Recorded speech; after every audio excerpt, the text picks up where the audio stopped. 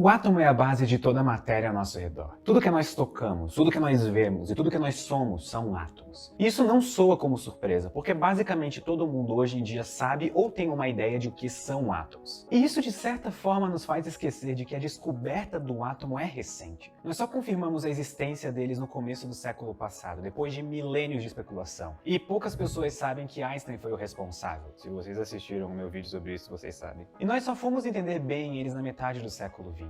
O átomo pode ser a base da matéria, mas ele não é tão simples. O seu funcionamento está intimamente ligado com as leis mais fundamentais da natureza. Estudar sempre vale a pena, e você sempre vale a pena. Mas o que vale ainda mais a pena é desmistificar a nossa ideia de átomo quântico. Por isso eu e a UniaSelv estamos aqui para tirar todas as suas dúvidas sobre isso e ajudar você a mandar bem no Enseja. O vídeo de hoje é para explicar o átomo tão bem quanto for possível, e com isso entender um pouco mais sobre as incríveis descobertas atômicas do último século. Então não se esqueça de se inscrever no canal se você quiser e ativar o sininho de notificações. Mas só se você quiser, sei lá, se você não quiser não precisa. Eu tô tentando ser um youtuber.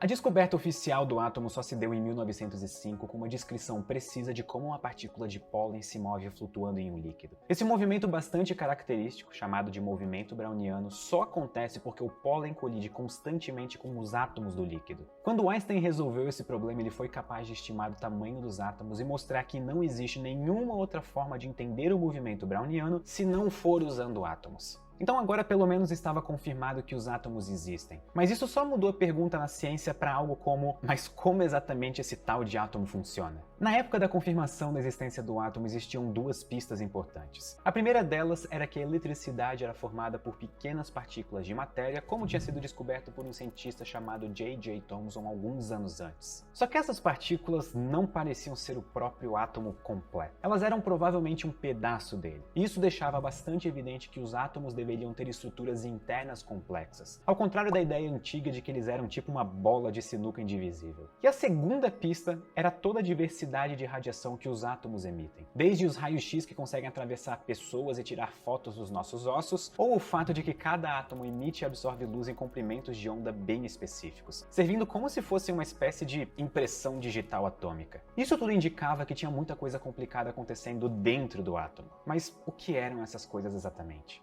De toda forma, o primeiro passo era entender quais eram as partes do átomo, e isso foi bastante clarificado usando um método que se tornaria o favorito dos físicos: fazer partículas colidirem umas com as outras e ver no que dá. Isso foi feito por dois físicos, Geiger e Marsden, e tinha como objetivo estudar a estrutura interna do átomo. O experimento lançou partículas de carga positiva, chamada partículas alfa, em uma folha muito, mas muito fina de ouro, de forma que cada partícula interagisse com um ou poucos átomos. O resultado final foi que a maior parte das partículas eram levemente desviadas pela folha de ouro, e algumas poucas delas eram completamente refletidas. E eu sei que eu vou dar um grande pulo lógico agora, mas confie em mim. Isso favorece bastante a ideia do átomo como sendo uma espécie de mini sistema solar com elétrons negativos orbitando núcleos atômicos de carga positiva. Quando uma partícula alfa passava perto dos elétrons, ela era levemente desviada, mas quando ela batia no núcleo, ela era completamente refletida. A primeira pessoa a propor um modelo atômico desse tipo foi Rutherford, e por causa disso esse modelo atômico ficou conhecido como modelo de Rutherford. E a partir daqui o núcleo atômico estava oficialmente descoberto e nada mais poderia surpreender os físicos.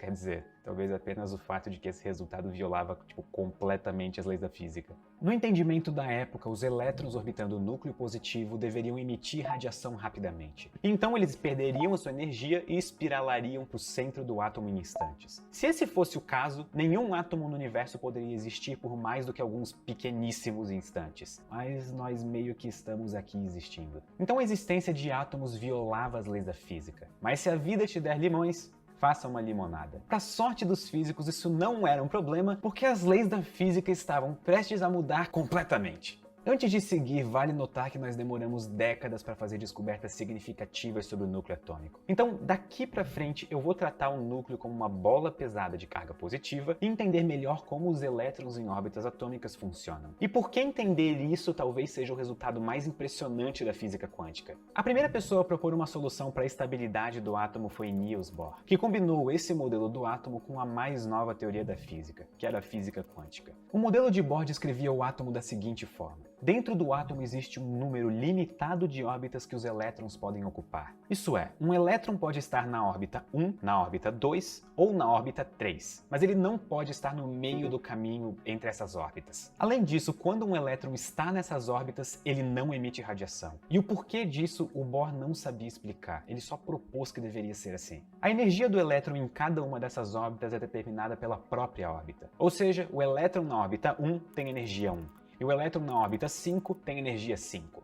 E os elétrons também podem mudar de energia, mas só se a mudança tiver o valor preciso para que o elétron mude para outra das órbitas possíveis. Ou seja, o elétron na órbita 1 pode ganhar ou perder energia só se isso permitir ele mudar de órbita, caso contrário ele não absorve nem emite energia. Então, em geral, para mudar de energia, os elétrons absorvem e emitem fótons com uma energia bem específica. E cada energia é uma luz com uma cor específica. Como cada elemento tem átomos ligeiramente diferentes, as cores de luz emitidas e absorvidas por cada elemento são únicas. E essas cores são chamadas de espectro do átomo, e eram um dos mistérios que o Bohr explicou. As ideias do Bohr resolveram algumas das questões ainda abertas sobre os átomos, mas isso não era o suficiente. Por exemplo, por que os elétrons nessas órbitas quantizadas não emitem radiação? Isso viola leis do eletromagnetismo que foram bem estabelecidas. Ou então, como exatamente os elétrons mudam de órbitas? Eles se teletransportam?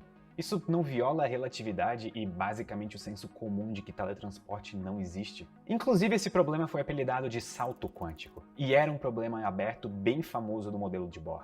E o próprio Bohr sabia disso. Eles precisavam de métodos matemáticos novos e um entendimento completo para descrever o átomo de forma puramente quântica. E o primeiro a aceitar o desafio com algum sucesso foi Schrödinger, famoso por colocar gatos em caixas. Ele avançou muito o nosso entendimento da mecânica quântica. Na mecânica quântica não é possível descrever as partículas diretamente. Parte disso é porque o comportamento de coisas quânticas é probabilístico. O que você consegue calcular é qual vai ser a probabilidade de uma partícula, como um elétron, ser encontrada em um certo ponto. E para calcular essas probabilidades, o Schrödinger desenvolveu uma equação chamada de equação de Schrödinger. O resultado dessa equação é uma função de onda. Essa função de onda possui toda a informação possível sobre o que ela descreve. Por exemplo, vamos supor que você queira calcular qual é a probabilidade de encontrar um elétron com uma certa velocidade em um certo tempo. Você precisa calcular a função de onda do elétron. E se você quer descrever um átomo com os seus elétrons, você precisa resolver a equação de Schrödinger e encontrar a função de onda dos elétrons do átomo. E o simples fato de que é possível escrever uma equação para algo assim foi um avanço tremendo na mecânica quântica. Mas os avanços não param por aí. O Schrödinger resolveu a sua equação e com isso criou o primeiro modelo completamente quântico para o átomo.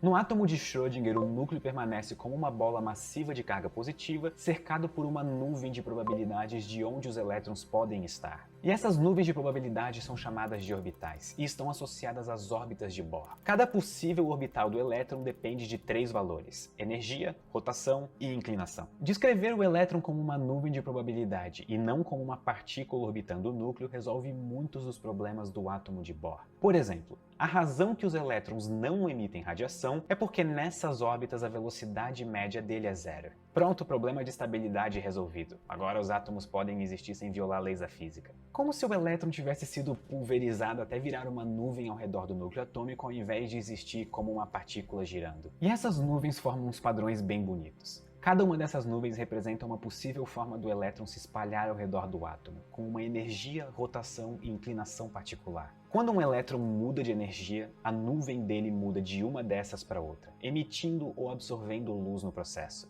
E essa mudança é rápida, mas não é um salto mágico instantâneo como a mudança de orbitais do átomo de Bohr. E existe uma última previsão interessante. Os elétrons são meio como adolescentes rebeldes. Então, você não pode ter 2 elétrons com a mesma energia, rotação e inclinação. Uma consequência disso é que só pode existir um único elétron para cada órbita possível. Não existe uma nuvem de probabilidades com 2 elétrons. E isso gera uma previsão para o número de elétrons ao redor do átomo, que infelizmente se mostrou como uma previsão errada. O átomo de Schrödinger tinha uma limitação, que era não incluir a relatividade. Mas não era como se o elétron tivesse uma propriedade completamente nova e inesperada que só poderia ser descrita direito com a relatividade, né? Bom, alguns anos depois dos resultados apresentados por Schrödinger, foi provado que o elétron tinha uma propriedade nova, chamada de spin, e ela só seria descrita de forma precisa usando a relatividade. Resumindo, o spin é uma propriedade do elétron que causa um campo magnético quântico que pode assumir 2 valores, que são chamados de para cima e para baixo.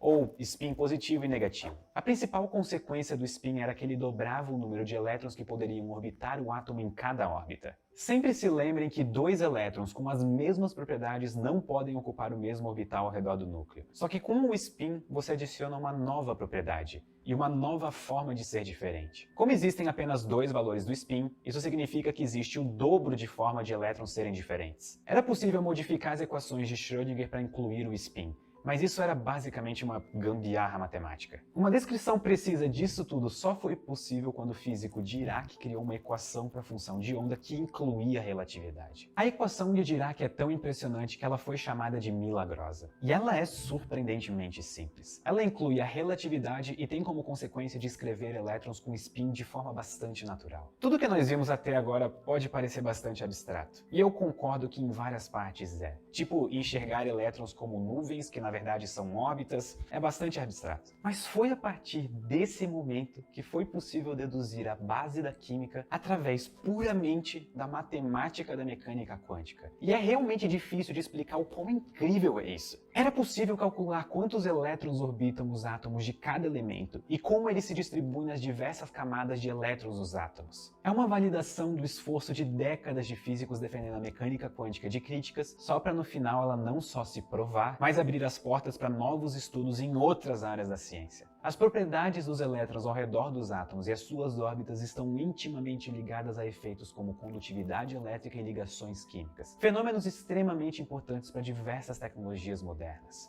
Então essa é a descrição moderna do átomo. Um núcleo de carga positiva cercado por uma nuvem de probabilidades para a posição dos elétrons, cada elétron com uma energia spin específico. De uma descrição curta, mas carregada de significado e matemática, nós podemos conectar as estranhezas quânticas aos fenômenos observados nos laboratórios de química e outras áreas. Nós conectamos a teoria mais disruptiva da física com a base de outras ciências. E isso é completamente incrível. Ainda mais incrível levando em conta que a maior parte dessa história aconteceu em pouco mais de uma década. Então pensem nisso. Pouco mais de 10 anos para nossa história como civilização mudar drasticamente a partir do conhecimento aprimorado de átomos. E isso conclui nosso vídeo sobre uma breve história do átomo que eu preparei em conjunto com a Uniaselv para você brilhar no Enseja. Mais vídeos como este serão postados nas próximas semanas, então fiquem de olho aqui no canal ou se quiserem podem me seguir nas redes sociais para saberem antes de todos quando um vídeo novo for pro ar.